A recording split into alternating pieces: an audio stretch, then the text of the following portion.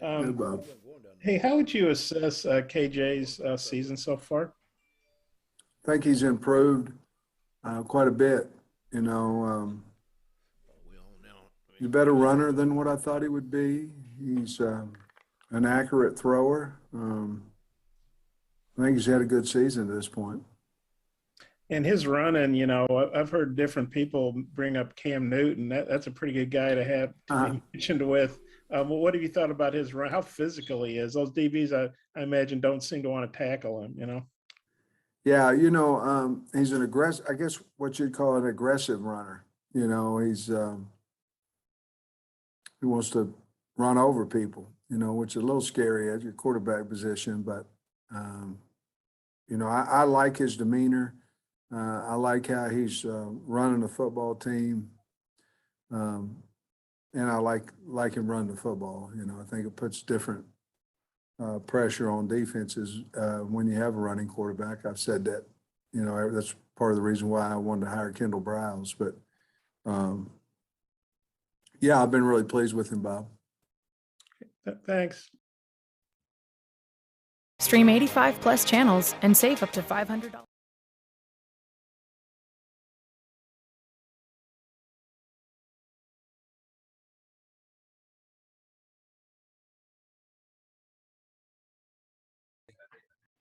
Coach, the NCAA Division I Council this week passed a deal where you could get up to 7 additional scholarships if they start, if people transfer out of your program to somewhere else. Can you give me your thoughts on that and how you think that might help balance things out with the way the portal has just been kind of wild? Well, I think you have to have something like that because I think there'll be a lot of programs that are, having more go out. And if you keep maximizing at 25, you're going to be at 70 before you know it, down the road. And then they're going to fire you. And then the new guy's going to come in. He has 68 guys on scholarship. And then they're going to fire that guy. You could never catch up. Currently with us, we're not in that situation. We're actually have a lot. We have 85, and we don't have very many seniors. So I'm sure, it'll benefit most. Yeah, welcome in. It's Thursday edition of On the Hill with Pat Jean Sports Talk Radio. Sorry we missed 2 days this week, just tech issues, and then, on Monday they had the shutdown. So, but we apologize. I apologize for being out. I know a lot of people, we got a lot to talk about. Sam Pittman's final press conference before the big game on Saturday. And the topic that we just let you hear before we came in was the added scholarships. 7 scholarships will be added on top of the 25 for this recruiting cycle. And I really like it. I like it for the fact that when you look at junior colleges, when you look at high school kids, and really when you look at the 21s and the 22, those senior high school football players, when you got the super seniors and you got the transfer portal, it has put you in a bind. There's a lot of guys in those 2 classes coming up that would, under normal circumstances, be Division I football players. But now these kids are having to go to division down, smaller, mid-major schools and whatnot. But, I do like it because it kind of evens out the playing field. When you have 7 more scholarships past your 25, I mean, think about that. Over 130 schools with 7 extra scholarships, it's going to balance it out. It gives kids more opportunities to have a chance to play Division I football. Yeah, I agree, Pat. I saw it kind of like rights to ship from, years past where those kids didn't get a full senior year, and like you said, had to go to those D2, D3, or prep schools when they really could have potentially got offers, but just didn't have the room due to, where the coaches couldn't come out and see them do the cover or whatever the case may be. But I also like it for like smaller programs, teams like Arkansas that aren't really heavy on depth, where you can get those extra bodies on campus and right. Get guys in with those extra reps. So I think it's a good thing overall. I just, like I said, I like the way we're going. I mean, to a certain degree, the transfer portal to me it's totally out of control. It does send a message that the work ethic, having to work for what you want. I think it's too easy of an outlet for a kid to move on to the next school. But you do find out a lot about the young, the guys that hang on and stay in your program, and then, because you want those type of guys on campus, the ones that want to be there and not the ones that you have to beg to be there. But here momentarily, hey, we talk about the SEC, and we've been real harsh on the Pirate down there in Starkville, Mississippi State. But I mean, right now, the Mississippi State Bulldogs, there's a lot to talk about. So here momentarily, we're going to be talking with Jake Wimberly of the Drive at 5. Find out all the excitement going on down in Starkville, Mississippi, and the Pirate. They're off this week, but then they got a big one coming up next week versus the number one team in the country. But we're going to stay on the feel-good side of things here momentarily with Jake. And then at 1:30, we're going to talk, there's a really big game happening in Columbia, South Carolina. I mean, there's bowl implications and just the outlook of your programming with 2 first-year coaches. I mean, this is going to send one way and one another way probably in this big game. So we're going to bring on Will Gunner of the Spurs and Feathers and let him talk to us and just explain the in-depth importance about this football game coming up. So with that being said, let's play a little more and then, hey, let's get it and bring it to you the way we know how. It's the Thursday edition of On the Hill on KDSJ 479. We'll be back. He'll be ready by Saturday, but we moved Trey Knox over there. I think Trey Knox could be a really good tight end for us if he can put on 25, 30 pounds, which I think he'll be able to do in the off season. He's a willing blocker. He's got good leverage. He's really good with his hands. And of course we know that he would be a fast tight end, and so we have those guys there. And of course, Bax has been a guy that's been consistent for us as well. But I like how Curran's playing. I think Coach Logan's doing a good job with him. I wanted all of them to be more physical, but they're working towards that. I've been pleased with the tight end group. I haven't caught a lot of balls, but I've been pleased with the way they've been blocking. Coach. Yeah, Coach, I had another couple of questions about the guys you moved inside this week. When you recruited St. John out of high school and Crawford out of the portal, did you envision them as guards, or was it more of just bringing them in and seeing where they fit once you got them in the program? Well, I think there's a lot to be said. To me, I like to start everybody that I think is fairly athletic at tackle. Once I found my center, I like to look, you need those guys that can handle space, and so you kind of look at all of them at tackle to begin with. Now, not everyone. I mean, I had a kid named Solomon Kinley over at Georgia, and he came in at 380, and he's 6'3", and I don't play tackle. And so I recruited and play guard. But if you recruit a guy solely to play inside, he better be good. I mean, you'd like to recruit centers and tackles. And then the ones that don't have the feet to handle all that space, you move them inside to guard. I just believe that we need a physical presence on our inside. I mean, we need some maulers is what we need. And I can remember we moved Skip and Kirkland inside. They were both tackles, and we're doing the same, and it worked out, and then we moved them back. We moved them back out to tackle when we needed them out there. So I just think we need some bigger kids. Welcome back to our Thursday edition here of OTH on KDSJ 479. And, the Mississippi State Bulldogs under Mike Leach, year 2, are really starting to have some talk about themselves there in Starkville, and had a big win on the road this past weekend down in C-Stat as they beat the Texas A&M Aggies.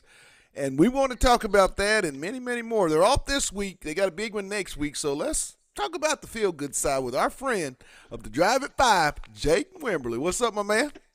Pat, how are you, man? It's a great day. Hey, doing very good. Now, you and I come from 2 programs that we've been covering here over the last few years. Hadn't had a lot of excitement, but that's starting to change under 2 second-year coaches, Arkansas and Sam Pittman, and then you there with Mike Leach. Talk about just all the excitement coming off a big win versus a very, very highly thought of Texas A&M football program. Well, I think it was needed for sure. If you go into the year, I think you and I spoke about it before the season. The most important games for me for Mississippi State was going to be the Memphis game and the North Carolina State game, and how you had to get those games if you were really going to kind of meet your goals of making a bowl game, so to Right. speak. And Mississippi State, of course, got the win against North Carolina State, but then dropped the game at Memphis. And, there's a lot to be made about the officiating and such, but you still lost the ball game. So, I said on my show, I said, hey, now Mississippi State's in a position where they're going to have to go get one that they probably weren't expected to get. Right. And they did that at Texas A&M. And you're starting to see, not the cart before the horse, so to speak, but you're starting to see the offense look more and more like what Mike Leach wants it to look like. This defense continues to, they're not a top 10 type defense, Right. but they're a nice defense. They're playing just good enough. And that was a much needed win for Mike Leach, who had started to face a little criticism from some of his fan base about, could the air raid actually work in the Southeastern Conference? How much do you attribute this sudden rise, in culture to that unfortunate day in Memphis where, there was some questionable officiating, but how much do you, when you look back at that instance, and say, hey, that might have been the start of why we're here where we are today? Well, there's definitely been some struggles. Mike Leach has talked about that, and he's talked about character building and putting four quarters together. And I think that's what you finally saw at Texas A&M is they were able to play, from first kick to the last horn, so to speak. And they had not done that. And, there's been this, people forget this is a very young football team, one of the youngest rosters in the Southeastern Conference, one of the youngest in the country, playing a lot of sophomores. So, definitely was a circle the wagon moment at Memphis. Now, obviously, there's still a murderer's row, so to speak, like everybody else in the conference Right. left. But it's definitely a foot in the right direction. When you look at this SEC West shakeup, Alabama clearly head and shoulders above the other six in the league. But, how do you see this shaking up as we get down into conference season a little bit deeper? We're in week 3, but when you look at the remaining 6 under Alabama, it's got to be a lot. It could go anywhere in your opinion, don't you think? I really think you're right. Look, let's be honest. Georgia and Alabama, I think, are at least today, as we speak on a Thursday, is they're on a collision course to play twice. Right. They're going to play the SEC title game, and then they're going to play for the national title, unless something happens. And it could happen. You never know. However, 2 through 6, it's anybody's ball game. And coming into the year, I had said, I felt like LSU was better than they are today. Obviously, they do not look like they're, a 10-win type football team. They're struggling. They've got a big ball game, as at Kentucky this weekend. Ed Orgeron loses that one. They may not let him back on the bus. But, you look at Auburn, they're a little better than we thought. LSU, not as good. Texas A&M, without Zach Calzada, not as good. Arkansas better. Ole Miss better. Mississippi State better. So, Pat, put them in a hat, shake them up, and pull them out at a Christmas party. You're going to win your prize. And wouldn't be shocked to see, Arkansas finish second, Ole Miss finish second. This thing could go, 7 ways from Sunday, 2 through 7. How shocked are you that Texas A&M under Jimbo Fisher, who came in with, I thought, unrealistic expectations, having lost so much on the offensive line, and then I don't think people really understand how important Kellen Mond was to that football team. But are you real surprised with their sudden fall off? Because you would anticipate they have another loss coming this weekend. You're talking about 3-0, and from the outlet, it's not looking real good. Talk about them and just what, your feelings on them in general. I really am. Just because, like a lot of people, we track the recruiting and the trends and the numbers. And look, Texas A&M coming into the year, you could argue they had the 4th or 5th best roster talent in the country, only behind Georgia and Alabama. And, of course, LSU's right there. Quarterback obviously matters. Losing Calzada hurts. But, and I really thought this was going to be a massive year for them because Jimbo Fisher was out on the rubber chicken circuit, out meeting and greeting people and talking about his team. And Pat, he had not done that since 2013 when he had Jameis Winston. And so you thought, hey, this man really likes his football team, but they just haven't been able to pull it together. And, he's not on any kind of a hot seat, but when you look at it, Pat, I'm pretty sure you've seen these graphs at this stage in his Texas A&M career. He's actually 1 game less than Kevin Sumlin. Right. So, and I always thought, Kevin Sumlin was a nice coach at Texas A&M. That has trended down for him. But for Jimbo Fisher, yes, I'm absolutely a little taken back at the lack of production from this football team. And like you said, they're going to take a loss this weekend against Alabama. And then, they're literally on pace for a 6 or 7 win season. You don't pay that kind of money for 6 and 7 wins. When you look at the second-year coaches at their respective programs, Kiffin there at Ole Miss, Leach at Mississippi State, Pittman here at Arkansas, and then Drinkwitz at Missouri, which one do you feel like it's going to take a little bit longer than what some anticipated out of the 4 schools to get their program to where it really needs to be, where it can compete for championships. I still think it's probably, if we're talking championships, I still think it's probably Leach. Just because Drinkwitz is in the East. Right. Now, granted, to catch Georgia is a country mile, so to speak, and that's they can get all the way to second, but then to get to first, it's gonna be tough. Look, I like what Sam Pittman's done. I think he can make an argument he has the best OC-DC combination in the conference. Right. That team really believes, as you guys know, in what he's doing there. Got to get a little better in the passing game. That'll happen with time. Ole Miss, Lane Kiffin, they're going to recruit.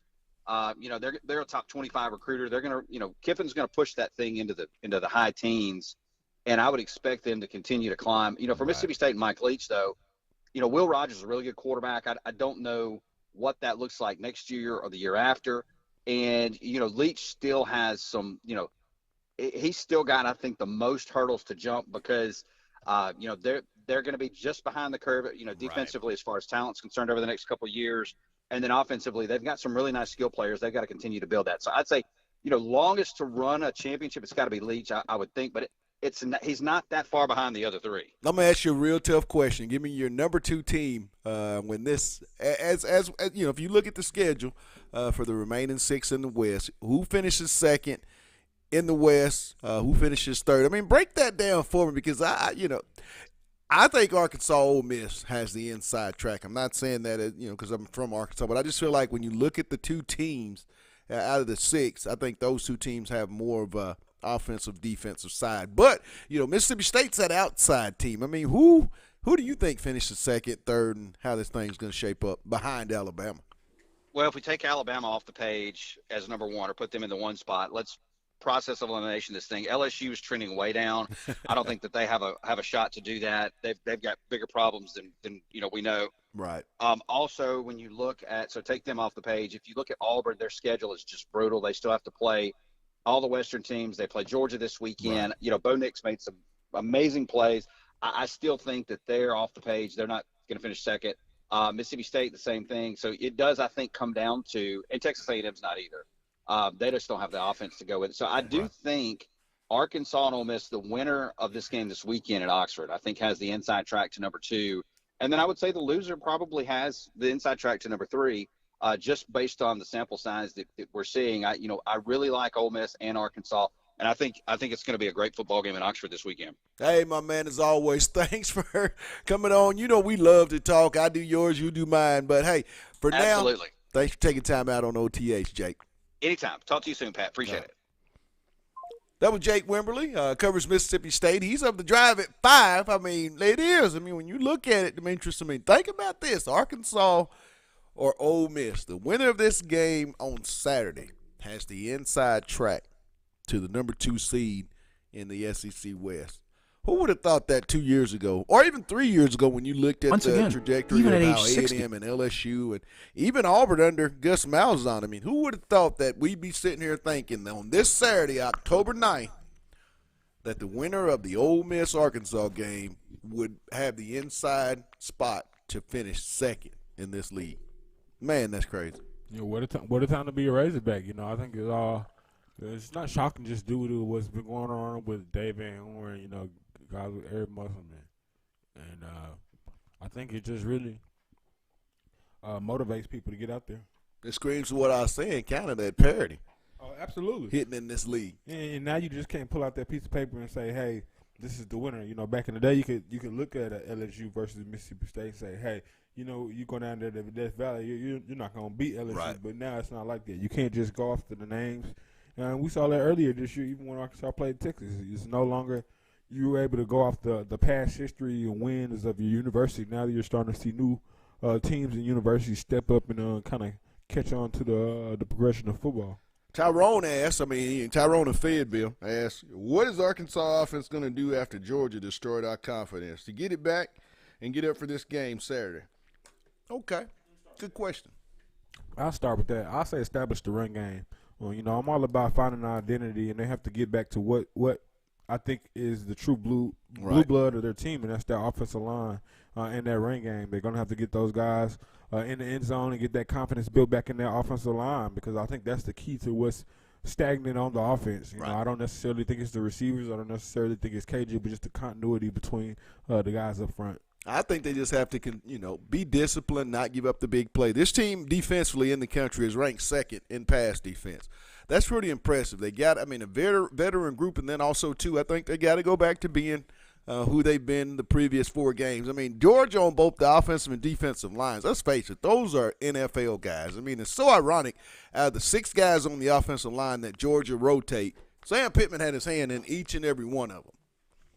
They're going to go back, and half of it was being honest with yourself. Realize you got your butt cooked. You got your butt kicked. Point blank, period. And then go back and work. And I think this team, with the senior leadership that they have and the toughness and the physical mentality that they have, they will rebound. I anticipate this team goes to Oxford and wins this weekend. Won't predict the score. That's for tomorrow. But I think Arkansas gets this win just based on being able to run the ball. Now, also, too, don't sleep on Ole Miss. People forget they led the SEC in rushing last year. They've got Ely and those guys. So, I think whoever can establish a running game on Saturday will win that game in Vaught-Hemingway Stadium. But I do think Arkansas wins and bounces back. A close game, but I do think the Hogs will get this win.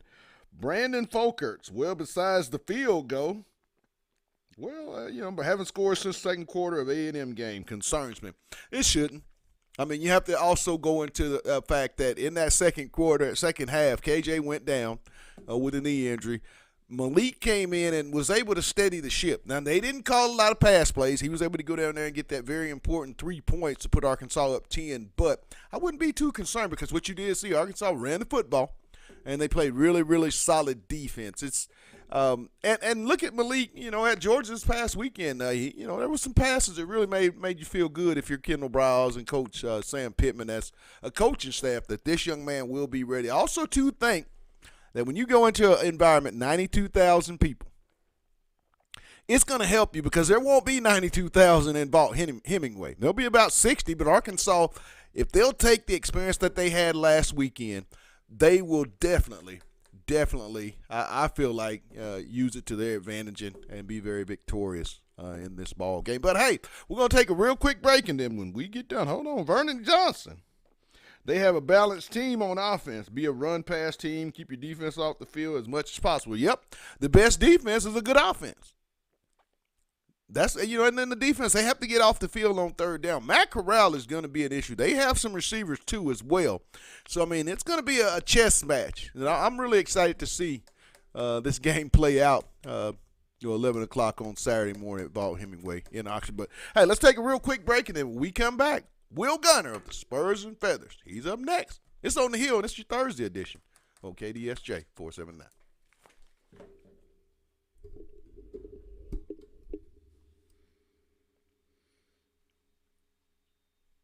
Boy, they interacting with me. They are.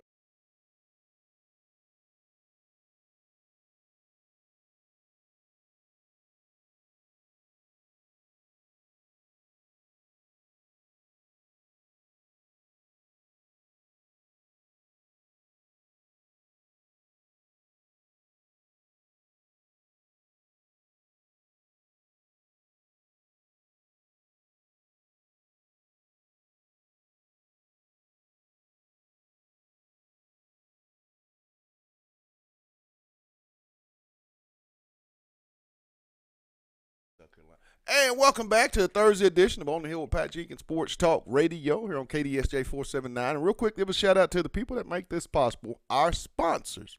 With that being said, Lindsay and Associates with an office location in Fayetteville, an office location also too in Rogers. Locomotion, they're just below the Northwest Arkansas Mall in Fayetteville. Corey Beck's Custom Painting, a cut above barbershop there in the Promenade in Rogers, Arkansas. And finally, Fayetteville Glass, they're at 1725 College Avenue. Family owned since 1947. That's Fayetteville Glass, not Auto Company, Inc. And now on to our next guest. There's a big one going on in Columbia, South Carolina. 2 first-year coaches that there's a lot of bowl implications. And when we talked about that, so let's get that side of South Carolina's talk from our good buddy of Spurs and Feathers, Will Gunner. What's up, my man? How we doing today, buddy? Hope y'all are doing well out there. Will, a very, very big game Saturday at Williams-Brice Stadium. Or I believe it may be, no, it's going to be there. Talk about just the importance of two first-year coaches with so much at stake. Who do you think this game is bigger for? South Carolina and Coach Beamer, or Heupel and Tennessee? Yeah, you were right. It's going to be in Knoxville this weekend. So that's it's up in Tennessee. Right. But it's for honestly, you look at both programs and they're trying to fight and scratch and claw to kind of get over one another. Is how strange things are. I mean, it was about a year ago that Tennessee was ranked number 14 in the country and had the longest win streak. I forget, it was some kind of ridiculous. I don't know if it was in the country or whatever it was, but they were flying high and went to Athens and got stomped by Georgia, and everything kind of crashed down. And obviously they're on the first year head coach. It wasn't that long ago that at this time South Carolina beat Auburn. Right. And people thought that maybe Will Muschamp and Mike Bobo had figured things out in Columbia. So obviously, fast forward to this coming weekend, and you've got two teams that have first-year head coaches. They're kind of doing it in different ways, winning games that so far I think we thought they would win, although Tennessee was not favored over Missouri. Right. And then losing the games you kind of thought they would lose, doing it in different ways as well. South Carolina doing it with defense, Tennessee right now doing it with offense. But you're right. I think the big part is, for two head coaches trying to build programs, trying to gain momentum, you look at the remainder of the schedule for both teams, and it's kind of a must-have for both teams. Well, when you look at this game, I mean, you look at the other three teams, obviously Georgia, Kentucky, and Florida. Those three teams are just an edge above, the remaining three. I mean, who do you think that for that fourth place team, who has the better chance out of that group? We'll just eliminate Vanderbilt. We can't even put them in there. But, with South Carolina and Tennessee, who sneaks in there and gets that fourth seed in the SEC East? I mean, that's a great question because, I thought it'd be Missouri. I thought Missouri would be the team to watch with Eli Drinkowitz. I really liked him going into the season and having, of the three teams you just mentioned, kind of the best returning quarterback Right. in Connor Bazelak and what they were doing. And, now Missouri's gone on the road. They've lost to Kentucky, no shame there, but going on the road and lose to Boston College in overtime and then just get your doors blown off at home by Tennessee. And now I think we all look at Missouri and go, okay, what's going on there? Tennessee was a team that I think, to me, it's been an interesting conversation. I think Tennessee Right. is the perfect example of what we do. We get so excited for college football season, and Good point. we analyze for 9 months, and then we just judge you based on what you did last week. Because Right. I can tell you here in town, in South Carolina, there was a lot of people who looked at this Tennessee game a week ago and said, "Oh, okay, that's a winnable game. That's a team we should Right. match up well against." And then Tennessee goes out and racks up 600 yards of offense and 62 points, and everybody says, "Oh, wait a minute, they look a lot better than we thought." And now you see Vegas comes out, and it's about a 10-point spread. So they're interesting, and then South Carolina's trying to find anything that resembles an offense, Right. that looks like a team that plays college football, that knows how to move the football up and down the field. Good defensive team, but offense leaving a lot to be desired. So I think we'll get some questions this weekend on both teams. Can Tennessee keep a hot offense going? Can South Carolina find an offense? Right. When you look at this game, and I want to talk about South Carolina recruiting, how has that part of year one under Shane Beamer and staff, how do you see that playing out for this 22 class, Will? Right now, it's on par for what they've done. South Carolina's always been a team that's going to recruit between about 16 and if you look at the 24/7 sports rankings, they're going to recruit between about 16 and 23rd, which Right. unfortunately in the SEC puts you about 7 to 10, give or take a spot here or there. You've got the big six who are always going to recruit at a high level, and then you got everybody else who is really going to kind of fight for those other spots. They've addressed some needs, especially in the defensive secondary. They are looking for more playmakers at wide receiver, and there's a local kid here that Justin Stepp is trying to land, and Right. it'll probably come down to South Carolina, Mississippi, or Auburn. They've got the quarterback that they like, a 6'5" kid out of the Northeast, Braden Davis.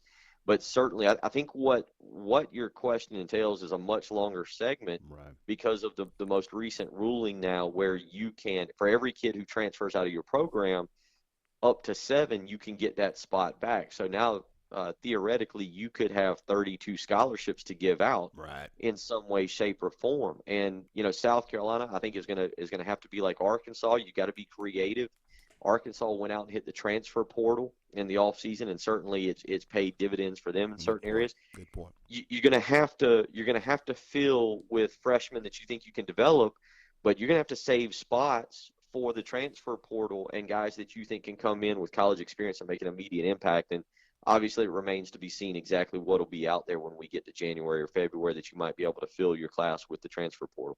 When you look at the new rule, which I think is great, I mean, who do you think that helps more, the high school kid? Because when you look at this 21 and 22 classes, I mean, with the super seniors and the portal, I mean, they kind of, guys that would be eligible for D1 Power 5 schools are starting to sign with mid-majors. But, I mean, who do you think that helps or hurts? Is it the junior colleges or is it the high school?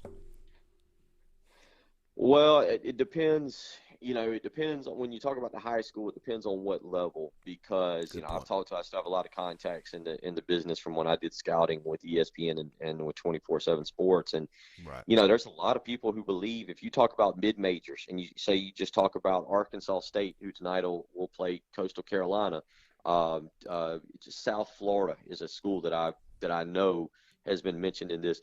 Those are schools right now that do you look at the transfer portal first and see kids who are at the SEC or the Big 12 or the ACC level and say, hey, we know they didn't succeed there, but they got talent. Let's bring them here with college experience, with college-ready bodies, and let's skip going the high school route quite as much. Maybe you'd rather fill your team with transfer portal guys that have 2 or 3 years of eligibility that can come in and impact. Now, at the college level, there's high school kids that typically wouldn't get an offer from Alabama or Georgia that those schools look at and go, hey, we can take a chance with that kid and offer him an extra scholarship. And if he develops, he develops. And if not, no skin off our back. So, I think it just depends on what level you're looking. I'll give you an example. I'll give you a perfect example real quick. There's a kid just up the road. South Carolina thought they had a great chance on. He's a 6'5", 225-pound defensive end that Georgia just recently offered. Kid was supposed to visit South Carolina the last 2 weekends, and now all of a sudden hadn't shown up on campus. And you kind of look around and go, uh-oh, is he going to take that Georgia offer? And he's a mid 3-star prospect, a developmental prospect. But now, I mean, you can't blame a kid looking at Georgia and going there instead of South Carolina. Last question, Will. I got 2 questions, but the first one would be, I mean, are you starting to see out when you look at the SEC on the eastern side, and you talk about Georgia, Florida, maybe the 2 teams that are kind of a little bit ahead of the pack, but then you talk about the other 4 with South Carolina, Kentucky, Missouri, Vanderbilt, and Tennessee.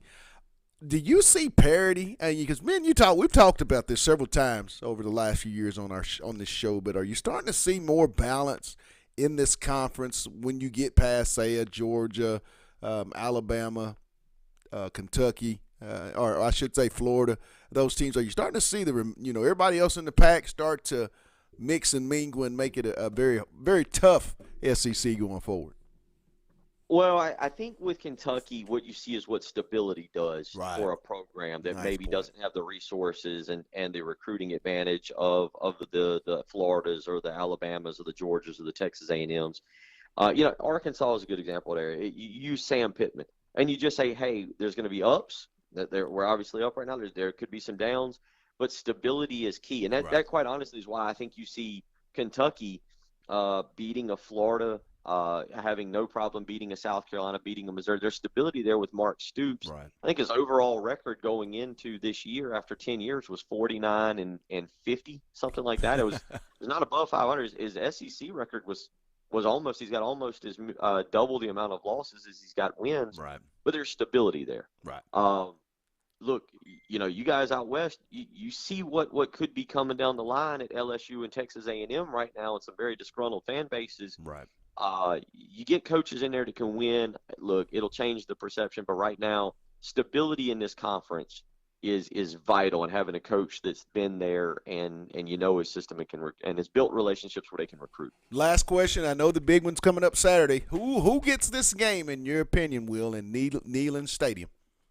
Yeah, I just go with the hot team, especially when they're hot offensively, and Tennessee's going to be able to move the ball some. I think South Carolina's defense will create some issues, but unfortunately, there's nothing I've seen from South Carolina right now. I see some improvements, but South Carolina's going to need to score into the high 20s probably to win this football game. They've shown nothing offensively that they can do that. I hate to say it. I think Tennessee is able to. They'll score a few late. Right. They'll pull away, and I kind of side with Tennessee right now. Which again, you look at the rest of South Carolina's schedule, be kind of a backbreaker for trying to get to a bowl in year one of Shane Beamer. Well, my man, thanks for the insight. Look forward to talking here real soon. More Gamecocks. But as always, thanks for taking time out on OTH, Will. Always willing to do, buddy. Y'all take care. That was Will Gunner of the Spurs and Feathers. We're going to take a real quick break, and then when we come back, hey, we got more to talk about in the East. We're going to the Big Blue Nation and talk to our good buddy, Kevin McGuffey. It's up next. It's the Thursday edition on OTH. We'll be back.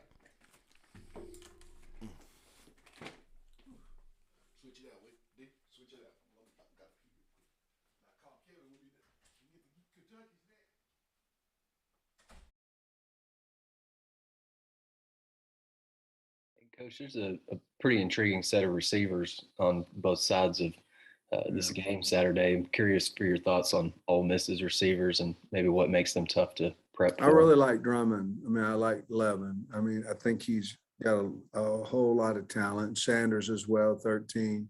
They're Jackson, Plumlee. I haven't seen Plumlee quite as much as what I thought I would, out there. But they have they remind me a little bit of the guys we have, they can go catch contested balls, run really good routes. I think Corral, I'm not speaking for him, but I think he knows exactly where they're going to be. And they catch the ball exceptionally well and certainly can do something with it when they do. But I think they're really talented. I mean, you can't throw the ball if you obviously have to protect it, but if you don't have great wideouts, and they certainly do. And another part of that too is Ely and Parrish and those guys running the football. I mean, that play action that they do as well as we do, it freezes you. You can throw it right over the top of a linebacker's head because of their run game too, but they run really great routes and really explosive there at the receiver spot. I'm sure he's proud of them. I mean, they're really good players. And kind of in that same vein, are you pleased with the progress that your guys at receiver have shown, from week one to now? I am. I mean, it's hard to know what the coach's value is on a kid whenever you're not throwing the ball, at times, 30, 40 times, 50 times a game. I mean, the value of blocking, the value of leadership, some of those things go into a wide receiver as well. But I'll say this, they're all bought in.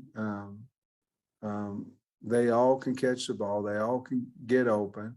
And they've all believed that however we win games is how, what the coaches believe in and what we can get done on that day. Hence 300 some yards rushing against Texas and 300 some yards passing against Georgia Southern. So I'm pleased with the development there. We're going to have to recruit,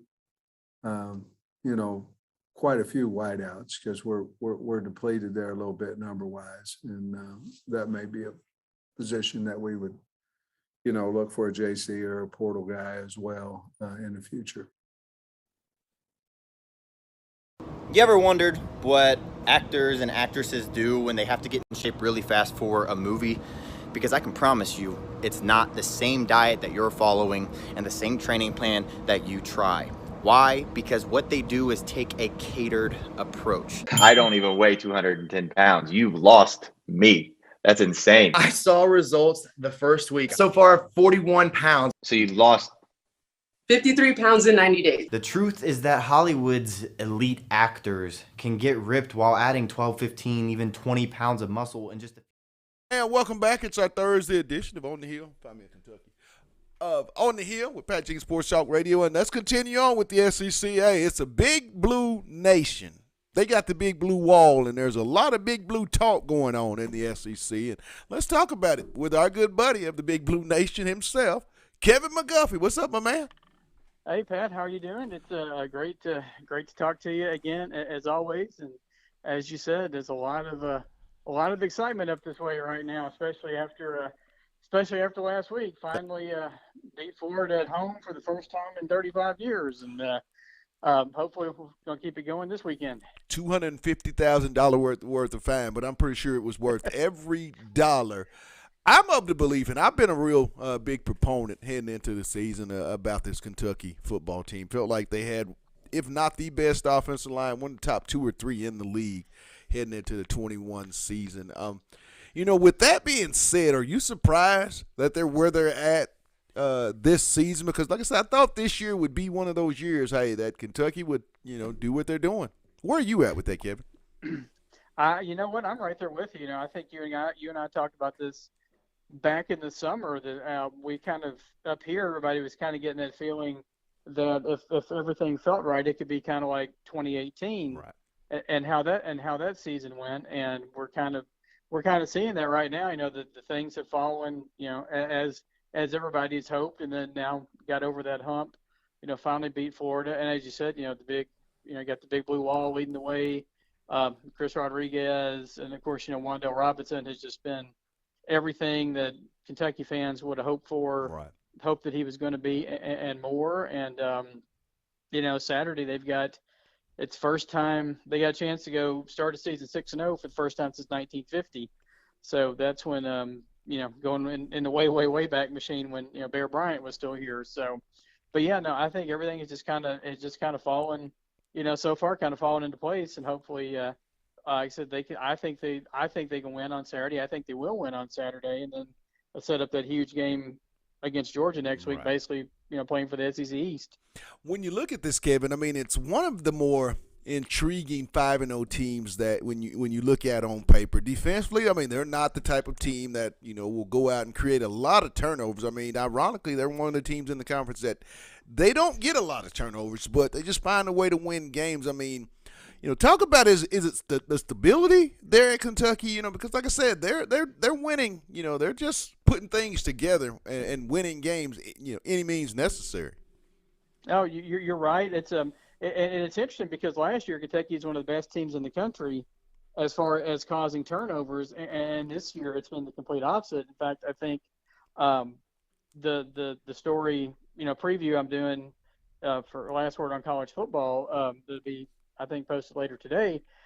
Kentucky is second worst in the nation in turnover margin, behind, I think, second only to Wisconsin. Right. So, as you said, they're not causing turnovers, but it's kind of that bend.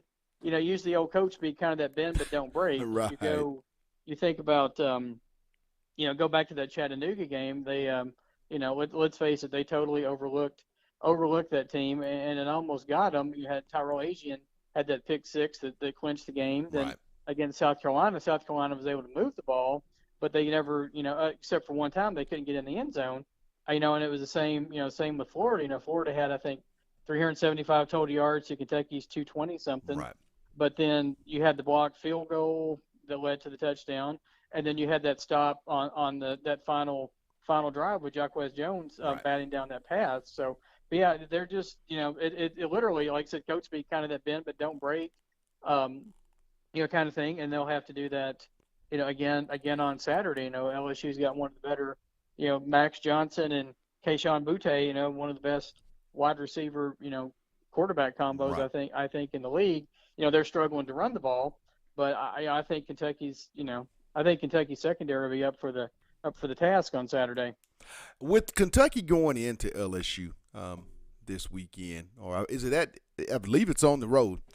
Talk about just it's there in the Bluegrass State. Talk about just because I think Kentucky and the Big Blue Wall is going to have their way running the football. When you look at this LSU defense, that seems to be one of their not so strong points. I mean, talk about that matchup and, how big that'll be. Their offensive, the Blue offensive line versus that Tiger defensive front.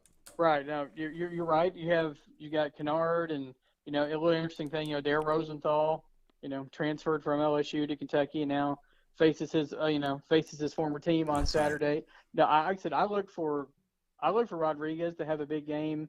Maybe Kavase Smoke have a big game. I look for him probably to run, get back over that 200 yards rushing, and then Coach, the offensive coordinator Liam Cohen, had said this week that he thinks they're close. You go back and look the first 2 games of the season, Kentucky had over 500 yards of total offense in those first 2 games, but then they've just struggled these last 3. It's just a matter of the biggest thing has been turnovers, but there's just been missed routes or missed reads, kind of thing. But yeah, I think LSU. I think Kentucky can impose their will up front against LSU. I look for Rodriguez and those guys. Right. I look for to have a big game, kind of control. That was one big thing. Florida dominated the line of scrimmage and dominated the time of possession on Saturday. I look for that to flip this week and Kentucky to hopefully control the ball. Talking with Kevin McGuffey of the Big Blue Nation, covers the UK Wildcats for us here on OTH and does a damn good job of doing it. But when you look at the SEC, Kevin, and we look at the SEC East where you have Alabama seems to be above everybody, but to me, 2nd through 7, it could go to any program. The same way when you look at the East, there's Georgia clearly ahead of everybody, but Florida there, you guys knocked them off. They may have a slight edge, but when you talk 3 on down, who, in your opinion, has the better chance going forward to consistently be that 3rd best team in the SEC East? Well, see, I think at this point, I think Kentucky has staked its claim as being the number 3, the number 3 team in the SEC year in and year out. Because you think about, they beat South Carolina 7 out of the last 8 years. Right. Missouri 5 out of the last 6, Tennessee 2 out of the last 4. If they can get that win this year, it'll be first, back-to-back wins against Tennessee since the 1970s, right. And then they dominated Vanderbilt as well. I think Kentucky is I think it's a solid 3rd team in the East now, and as you see this year, occasionally can reach up and beat Florida. Now, right. Kentucky's beaten Florida 2 out of the last 4 years. I do think Georgia is still, as you said, I think Georgia and Alabama, it's Georgia and Alabama and everybody else right now. Right. Kentucky hasn't beaten, I think the last time Kentucky beat Georgia was 2009. So, obviously they're going to have their work. You can't overlook LSU. Honestly, Kentucky's not to that point yet where they should be overlooking anybody. But no, I think Kentucky is definitely the solid number 3 team in the East right now, ahead of those other 4 schools. Well, my man, as always, love having you on, love having the insight. Enjoy the game. I'll be calling you after it, because you always show me love when we win big ones, and I anticipate to be saying congratulations. Cause I'm well, thank you, Pat. I appreciate it, and good luck to you guys this weekend. I know you got a big one, and looking forward to watching that one. And like I said, we'll talk to you. Thanks for having me on again. I always appreciate it. And y'all keep causing Ed O a lot of misery after the weekend. All right, keep that seat as hot as it can get. Yeah, I know you're short on time. I have trouble believing that he's in that much trouble, but I guess that's right. I agree.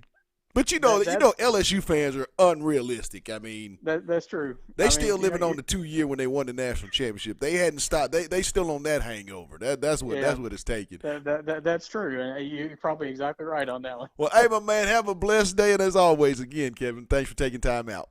Yes, sir. Thank you, Pat. Thanks for having me, and everybody take care, and we'll talk to you again soon. All right. That was Kevin McGuffey of the Big Blue Nation giving us the Wildcat take as they will host the LSU Tigers in what I think is going to be a 6-0 start for that program. But, hey, we want to give a shout-out to all of our guests for coming on. Jake Wimberly of the Drive at 5 sharing the Mississippi State Bulldogs and all their hype with Mike Leach down in Starkville, Mississippi. And then Will Gunner of Spurs and Feathers. He told us it's a really important game going on with South Carolina and Tennessee. Want to Thank him for taking time out. And then lastly, our friend of the Big Blue Nation, Kevin McGuffey, sharing the UK happiness that's going on as they're going to be hosting LSU this weekend. Also, too, want to give a shout out to our sponsors that make this thing possible. Lindsay and Associates with an office location in Fayetteville and office location also too in Rogers. Locomotion, just below the Northwest Arkansas Mall in Fayetteville. Corey Beck's Custom Painting, a cut above barbershop there in the Promenade in Rogers, Arkansas. And lastly, Fayetteville Glass at 1725 College Avenue. Family owned since 1947. That's Fayetteville Glass, not Auto Company Inc. For my producer, Demetrius Johnson, myself, to you all, thanks for viewing. Thanks for the questions. Come on back tomorrow. It's the A, and you know what that means. We're going to get you ready for Saturday's kickoff. But until then, hey, y'all have a good one. Be blessed, and you know them last words. Let's get it.